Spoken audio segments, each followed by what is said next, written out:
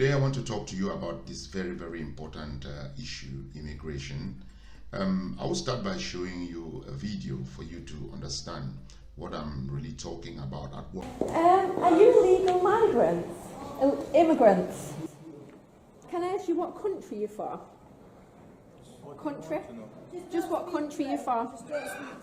Oh, that's Excuse me, we pay for this farce. We pay for this, and we're asking innocent questions. You're not allowed in there. My taxes are paid. Public building, isn't it? So you're not allowed in there. Can you leave, please? I've seen your videos before. It's nonsense. Can you leave? It's not. It might be nonsense. Excuse me.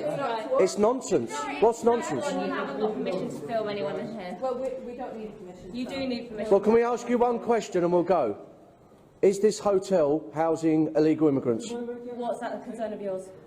Because I'm a taxpayer, and the British people don't agree with this sort of thing. It's because our taxes are paying for it. That is why it's a concern. Don't be so arrogant. We're paying for these people to be here. Can you leave, please? You're not allowed to be here. We will call the police. Call the police. Call the police then. You're more than welcome to call the police. That doesn't bother us. You're so arrogant. The British people do not want illegal immigrants housed in hotels. There's 10,000 homeless veterans on the streets. Right, number one. Why are you inside the hotel? Right, folks, would you step outside from Don't please? touch me, sir. You just move out the hotel, please. Touch me. Move out the hotel, please, I'm sir. telling you to get your hands away. He's not touching him. Yeah, but I'm telling him not to. Can you get your hands away then as well? Am I touching him? Look at this, look. Look at the size of this one, look. Are you pleased with your job?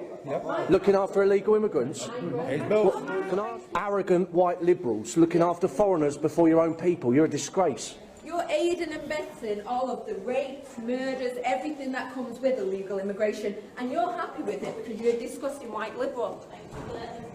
Oh yeah, do you know what? It's about time you look. It's about time we looked after our own people. You're a joke. Keep going. Outside, please, sir. We're a joke. You're facilitating illegal immigration, and we're the joke. You're a treacherous white liberal. Yeah. If there's one country, if there's one nation in the world that has no right to complain about immigration, it's Great Britain. If there's one nation in particular, you do understand, they created the problem that they are now dealing with. They went out and colonized the world. At one point, half of the globe was controlled by the British Empire. Do you understand how insane that is? They went around colonizing from pillar to post. People didn't care about them. No one was trying to find the British. The British were the ones traveling the world, telling everyone of their existence, knocking on doors. Hey, we're the British, follow us. It's basically ancient Twitter, that's what that was.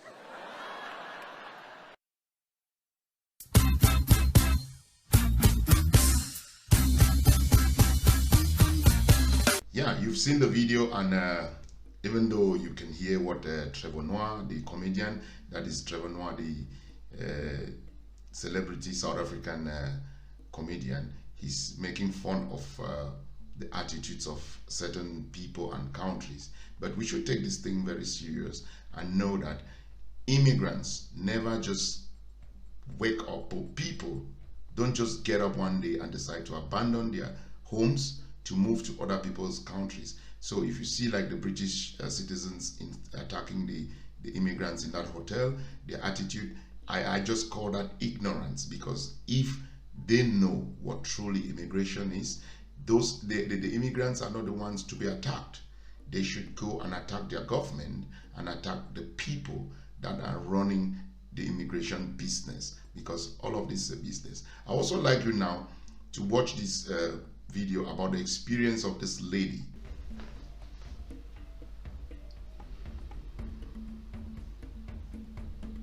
How many of you woke up this morning and thought, today I'm going to leave everything I've ever known, my home, my friends, my family, my whole world. I'm going to go miles and miles away to places that exist only in my dreams. I may cross ocean. I don't know where I'm going to live. I will have very little or no money or clothes. I may starve. I may be attacked, even sold or die. Too many people have to. Life can change in just today.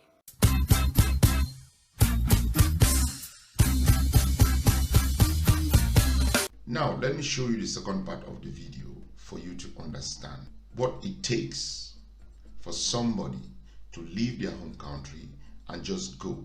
It's never easy, as you may think.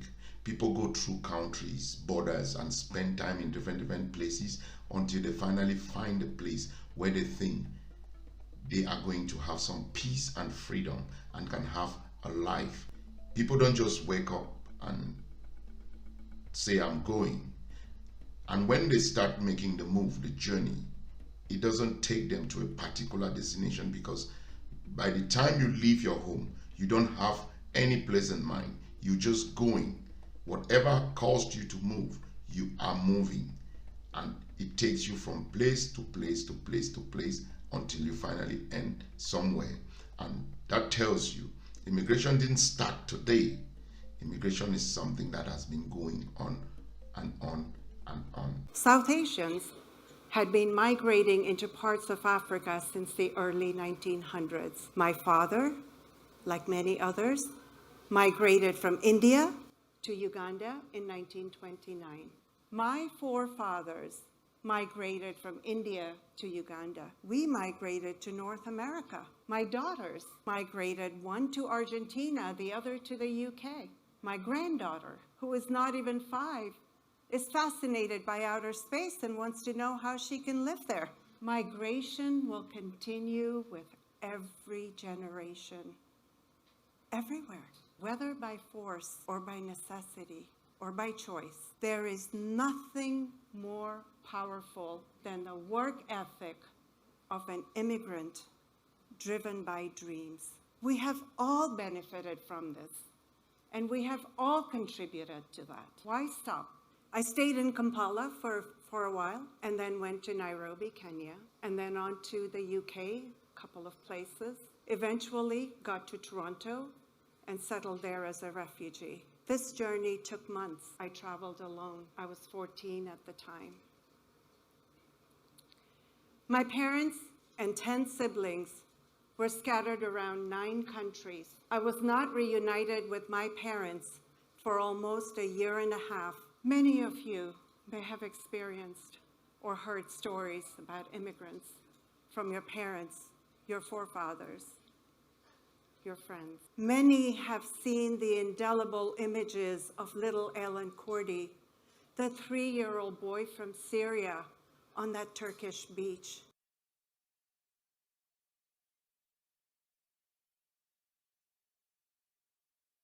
Immigration is often born of dire situations. Desperation causing good people to seek a better life, of hope, of safety, for a better education, prosperity.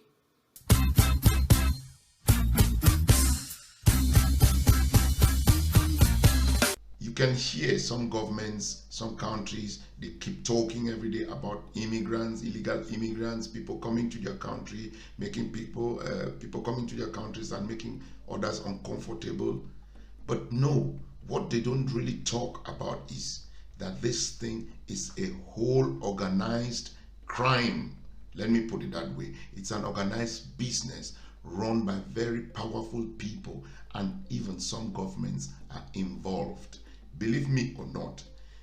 Look, if you don't believe me, watch this video and understand what this man is talking about. We have fundamentally misunderstood what migrant smuggling is. We don't understand who is involved, we don't understand why they're involved, and we don't understand how the process works.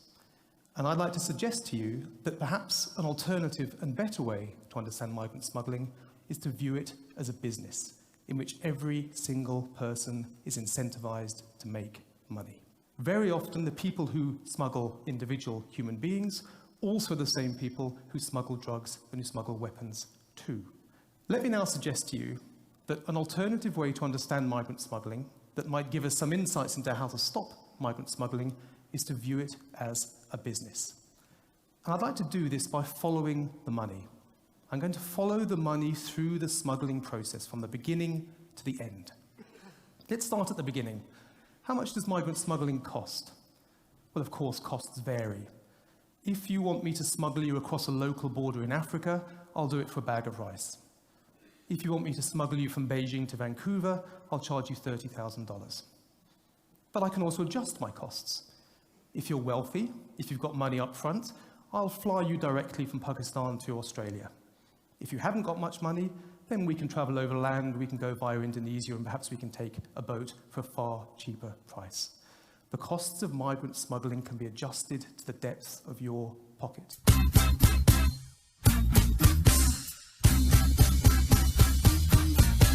Now, let me just try to put it straight to you what immigration really is. Immigration, believe me, it's a business organized, like I said, by very powerful people.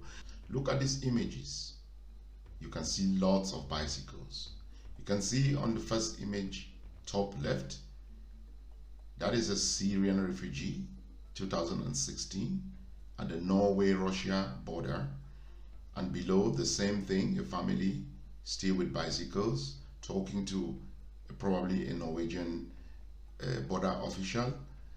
It was recommended then that Syrians or refugees crossing that border had to cross with a bicycle, thereby obliging everybody to buy bicycles. Now, you can look at the bicycles. How do you think they cost? How much do you think they cost? They are brand new bicycles. Somebody had to produce them. And imagine how many are being sold in a day. Just say, let's say 500 to 1,000 immigrants cross that border crossing in a day. They'll have to buy at least 700 to 1,000 bicycles. And once they are over the border, what do? You can see the bicycles that are abandoned. Now, tell me, what is that? That is pure business. People have to produce this bicycle, people have to sell them, and it generates economy to that country.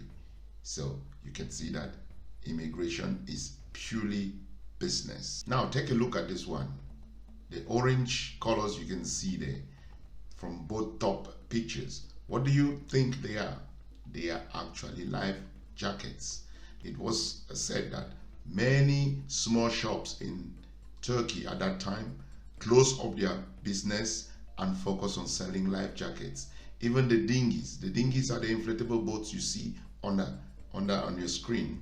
And one of those boats cost about 3,000 euros plus the engine. So if you have to buy that for 3,000 euros, you get the engine probably 1,500, 2,000, and then you do business, and you can see thousands and thousands of them were produced at this very, very period. Now, who are the ones producing these things? Like I said at the beginning, immigration is a business and very powerful people are involved, even governments, because you cannot tell me these things were being produced without the knowledge of the government. People were making money from the refugees. Just to tell you that immigration is a business.